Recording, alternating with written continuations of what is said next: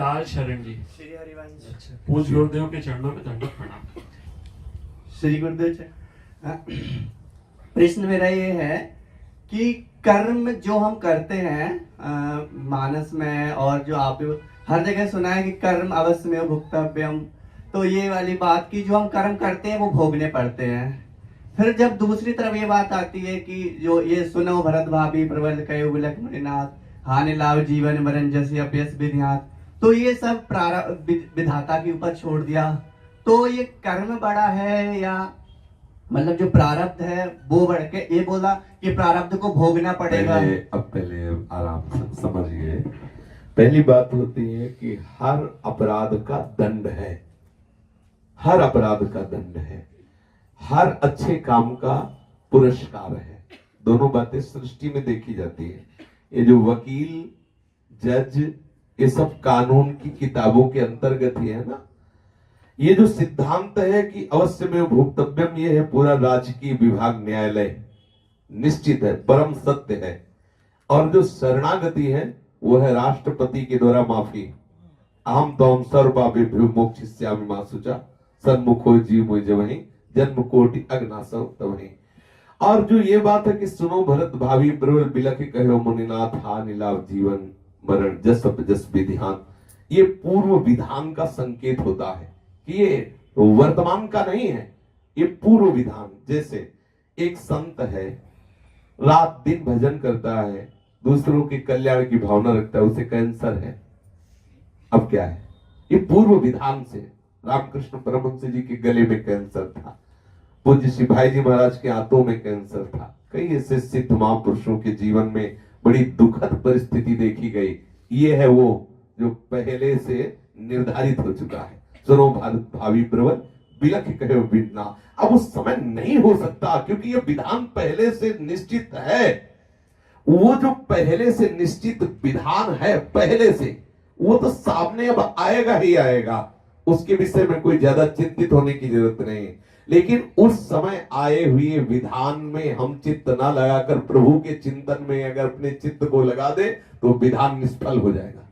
जैसे गोली आ रही हो, हम झुक गए तो निकल गई ना, ऐसे ही प्रारब्ध आया और अपने चित्त को प्रभु से जोड़ दिया, निकल गए। जैसे मानो आपके सामने हम बैठे और श्री जी का जस गा रहे हैं, श्री जी के चिंतन में, यहीं से जब ऊपर गए भी सत्संग से, ये सब पहले आप बोलो बहुत कष्ट है, शरीर में दर्द, फिर आके बैठे, आपको लग रहा है कष्ट है, फिर अभी गए, फिर आप वहां की सीन देखना, फिर शरीर में भयानक कष्ट हो जाए। प्रारब्ध अपना प्रभाव दिखाने की चेष्टा करता है, लेकिन चित्त को प्रियालाल के चिंतन में लगा देने से वो प्रारब्ध निकल गया। जैसे बाण ठीक निशाने से मारा, लेकिन सामने वाला समझ गया बाण आया और वो झुक गया तो निकल गया ना।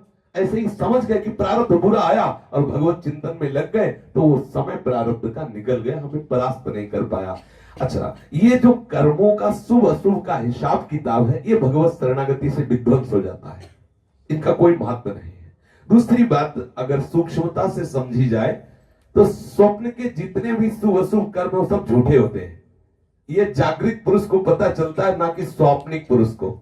जो सपने सिर काटे कोई, बिन जागे दुख दूर न होई।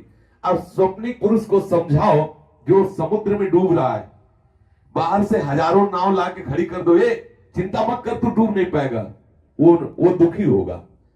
उसको नाव नहीं चाहिए इस समय उसको जगाने की आवश्यकता है, और जगा दिया तो एक बूंद पानी नहीं था जहां वो अथाह जल में डूब रहा था। समझ रहे ना? ठीक ऐसे ही जागृत अवस्था के शुभ अशुभ कर्म अज्ञान और मोह के अंधकार में हो रहे हैं, उसे ज्ञान का प्रकाश कर दो, ना कोई शुभ है ना कोई अशुभ है, क्योंकि वो जाग चुका है। जागे जथा स्वपन ब्रह्म जाई, जे जाने जग जाए हिराई, जागे जथा स्वपन ब्रह्म जाई। समझ पा रहे क्या? दूसरा प्रश्न, ये प्रश्न पहले देखो, हाँ। समझ में आ गया? हाँ, मुझे मतलब उदाहरण आपने बहुत अच्छा दिया, इसी तरह से मुझे बात समझ में नहीं है? आ गई। अच्छा, ये है तो आप जान गए संसार झूठा है, तो आज से ब्रह्मचर्य रहिए फिर।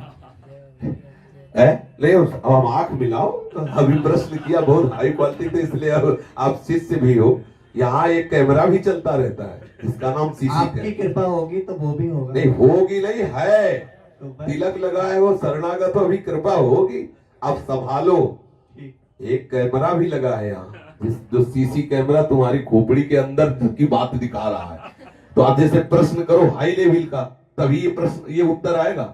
अगर ये प्रश्न तार्किक ना होता तो इसको हम ये ना कहते, चल भाव से चलते रहो, धीरे धीरे सुधर जाओ। इसने तार्किक प्रश्न किया, इसलिए इसको साफ निर्देश है कि अगर तुम्हें पता चल गया कि हाँ बात गलत है, तो आप अपने ब्रह्मचर्य पर ध्यान दीजिए, क्योंकि आपका ब्रह्मचर्य बिल्कुल 0 पॉइंट में है। अब अगली सुई नीचे उतरने वाली है, धीरे से बोलो ना हो तो इसलिए सावधान हो जाओ, क्योंकि झूठा संसार, इसमें भोग में सुख है नहीं। आगे बढ़ो तो आपको अनुभव होगा ना कि कृत जो शुभ अशुभ कृत है, इससे कैसे ऊपर उठा जाता है, कैसे आप जागोगे, कैसे आप चिदानंद रस को प्राप्त होगे।